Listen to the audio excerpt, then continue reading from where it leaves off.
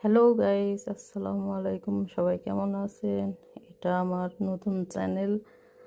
আমি ডেনমার্ক এবং কোপেনহেগেনে থাকি। সো আপনাদের সাথে ইউটিউবে একটা নতুন যাতে সবাই আপনারা ডেনমার্কের জীবনযাত্রা সম্পর্কে কিছুটা জানতে পারেন।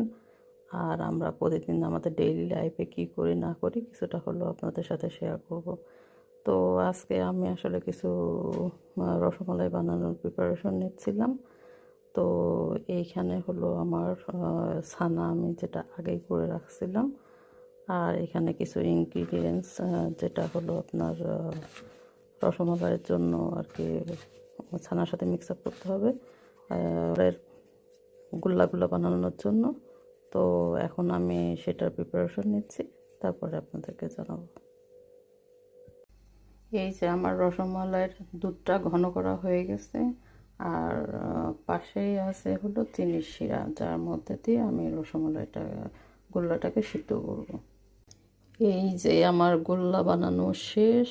এখন আমি হাত দিয়ে চেপে চেপে রসগুলা কিছুটা ফেলে দিয়ে এটা এখন আমি দুধের শিরার মধ্যে দিব।